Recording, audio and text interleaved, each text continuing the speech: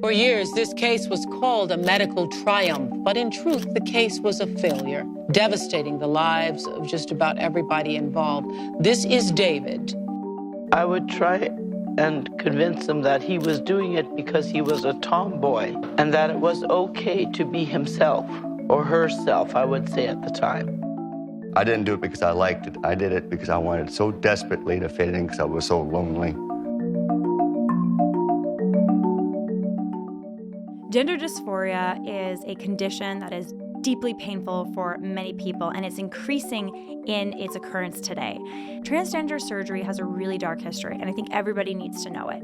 I think it's key that we understand the history of where transgender surgeries even came from. And I want to focus today on a key person that you should know about and his story. His name is David Reimer.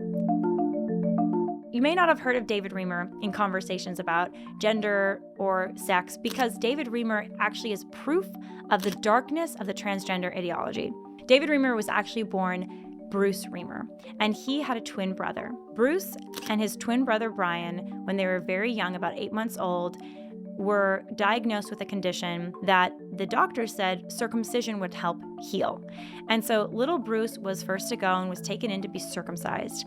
And in the circumcision, they damaged Bruce's penis. After this botched circumcision, the condition that the two little twin boys had actually went away for the other brother. So he never underwent circumcision. They decided not to do it because of what happened to Bruce. But the parents were now left with this beautiful little baby boy who was severely maimed. And in that process, they ended up watching television one day. They watched a program with John Money on it, the psychiatrist John Money, who at the time was doing experimental transgender surgeries. And John Money was saying, hey, listen, if you have ambiguous genitalia, then you can be raised as a different sex than you are biologically. And so the parents started thinking, well, maybe we can raise Bruce as a girl.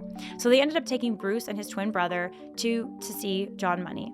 And this is where all the horrors began. John Money would eventually remove both of Bruce's testicles. He would instruct the parents to raise Bruce as a girl, changing his name to Brenda. And he would start the process of ultimately genderizing Bruce, now Brenda, as a little girl. In the process, Dr. Money would actually sexually abuse both boys. So he would instruct the parents to leave them with him for clinical visits, and he would actually have the boys commit sexual acts with each other. So he'd sexually abuse them. And the boys were so disturbed by this, they would cry, they would ask not to go, but the parents would still send them, and the psychiatrist would even abuse them more. He would physically abuse them if they weren't doing these sex acts with each other. So the abuse that he perpetuated on Bruce and his brother is it's unbelievably horrific. And this is a psychiatrist, which, by the way, continued to have his license until his death. When Bruce became an adolescent, being called Brenda, he actually would discover the truth of his birth because he asked questions. He didn't want to be a girl anymore. He wanted to be a boy. And his parents would admit to him that they had had his testicles removed and that he was actually born a boy. And when they first shared this with him, his one question was, "What was my name?" And they told him, your name was Bruce. And it's at that point he adopted the name David instead because he wanted to be like David who was able to slay the giant and overcome tremendous difficulties. So he had a fighting spirit. He was a beautiful person who had a fighting spirit. And we're actually going to watch the exclusive interview that he did with Oprah Winfrey in 2000, talking about the trauma that he endured and the forgiveness that he had in his heart ultimately for those who harmed him.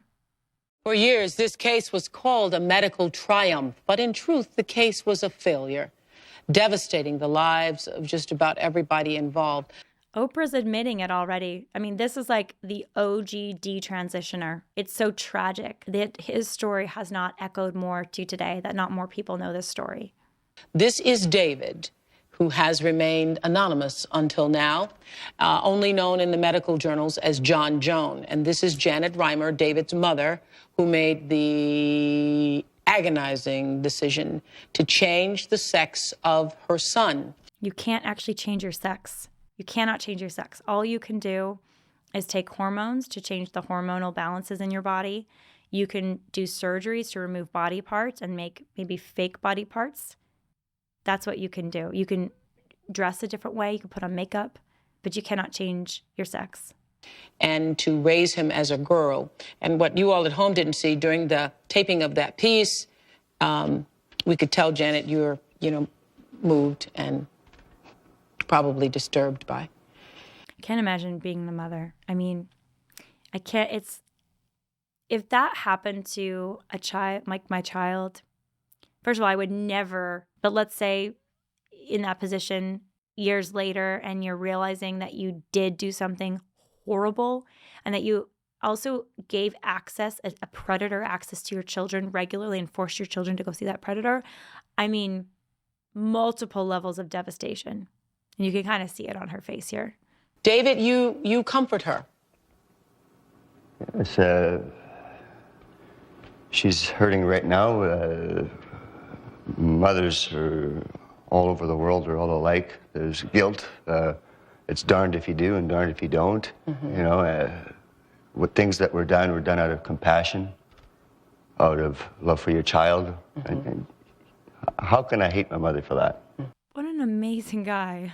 What a saint. His example here is such a good example for anybody who's fighting against the trans ideology. He has compassion. I mean, he's clearly speaking out against the ideology in this interview and the ideology that led them to make the decisions they made, and John Money and what he did, the doctor.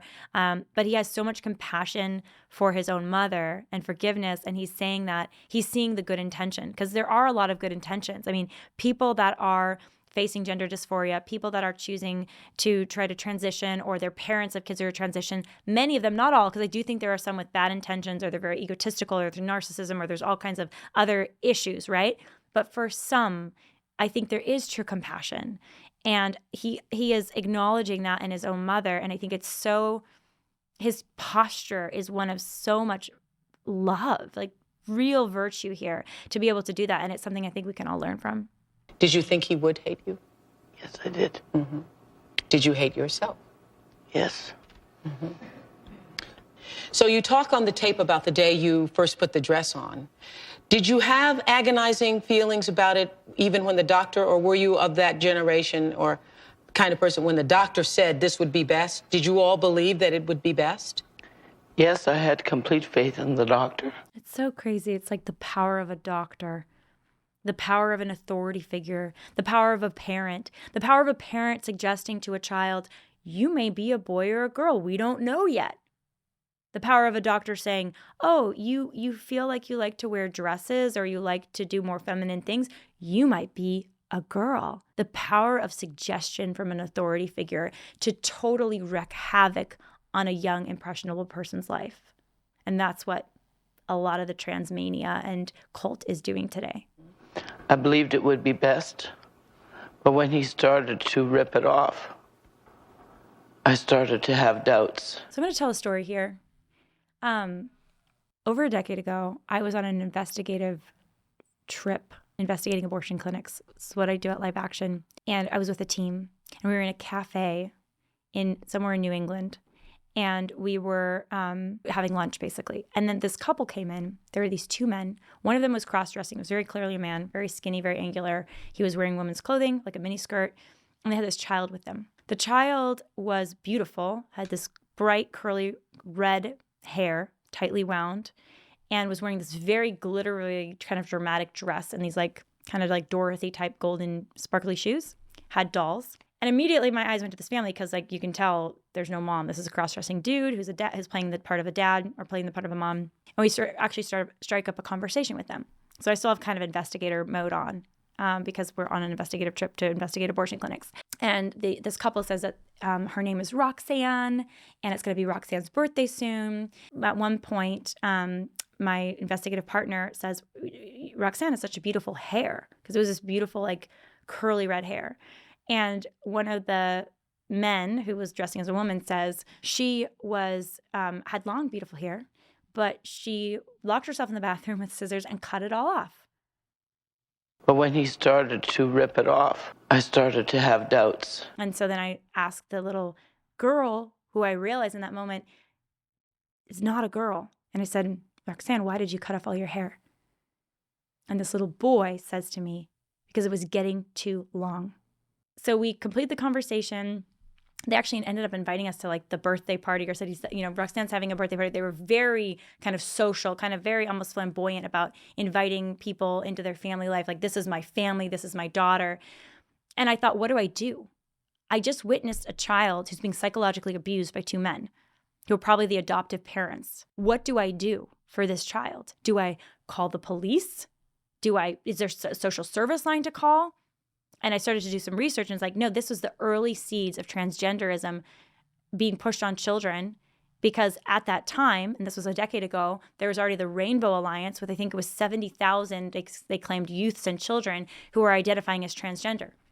Now, if you're a child and you're identifying as transgender, you are not identifying as transgender.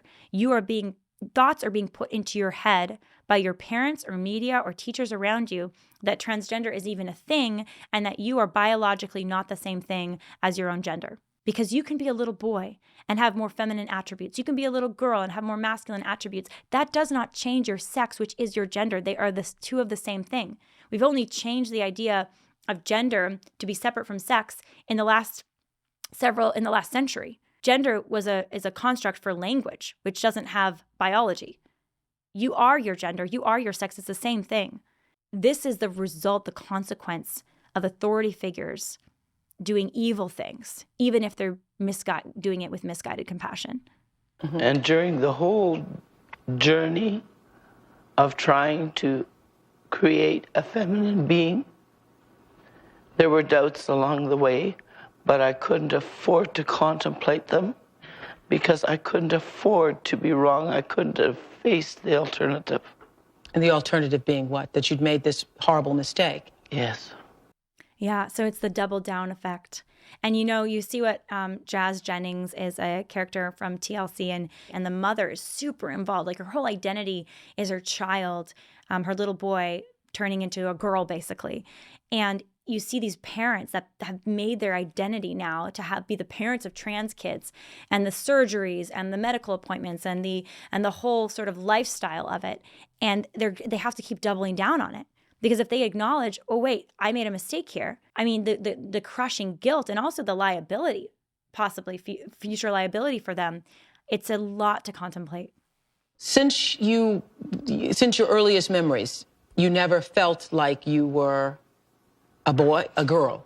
I never quite fit in. The culture can overemphasize gender stereotypes, sex stereotypes. And if that is then weaponized against kids, like there's something wrong with you because you as a boy like art, or there's something wrong with you because you as a girl like climbing trees, and therefore you're not fully a girl anymore, you're not fully a boy, that's a problem with the culture. It's not a problem with the child. And this is an extreme case with David, because he's talking about, describing, he was the victim of a medical accident, medical malpractice, basically. And so this whole thing evolved, and then like this crazy ideology of this Dr. Money, who was one of the first trans surgeons, right? The girls would do their things with their Barbies and things like that, and that wouldn't interest me. Things such as trucks and building forts and getting into the odd fist fight and climbing trees. That's the kind of stuff that I like, but it was unacceptable. So I'd never. As a girl. As a girl, I had no place to fit in. What would you say to him when he would act out his maleness? I would try and convince him that he was doing it because he was a tomboy, and that it was okay to be himself, or herself, I would say at the time. It was okay to be herself, but she was very much a tomboy. Mm-hmm. I tried to fit in. Mm-hmm. I tried with the makeup, and it turned out to be a disaster. I didn't do it because I liked it. I did it because I wanted so desperately to fit in because I was so lonely. I mean, so many kids feel like they don't fit in today, in part because of gender stereotypes. I mean, the problem is not your body. The problem is the culture. And I let one boy kiss me on my cheek once, and I thought about it. I said, no, I don't like this. I can't help that. I am what I am. Did you feel you when you say I am what I am, but you didn't know what that was? I wasn't sure. But here's the thing. There are, I guarantee you, young boys today who are putting on makeup in order to fit in. It's like, what does it mean to like something as a child? What does it mean to like something? You're looking for belonging. You're looking for maybe praise or comfort or attention. You're looking for attention maybe from your parents. You're not getting attention from them. And so the way you can get attention is by acting out in X or Y or Z way. So it's so much complexity here. That's why if a kid, like a boy, is putting on makeup, that doesn't make him a girl. I think you have to deep down, why is he putting on makeup? He sees his mother doing it maybe, or like he is an artist. He likes art, or, he's very like into like the physical sensation of the thing. Like there's so much complexity to a person and all the things that they do or choose, especially for children and what they're learning and exploring and experimenting. And so it's so pernicious to take that exploration and that innocence and to say that, oh, now this means you are trans. And you're not at home in your own body. Your body, there's a problem with your body. David would eventually commit suicide after experiencing severe depression. So he had a very tragic ending in his beautiful life.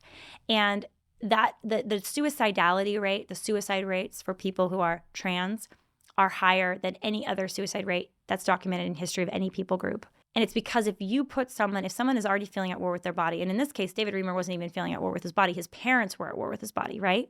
His body had been maimed in a medical malpractice. But if you're feeling at war with your body, the solution is not to go to war with your body. It's to heal. It's to heal and reintegrate with your body, because your body is good.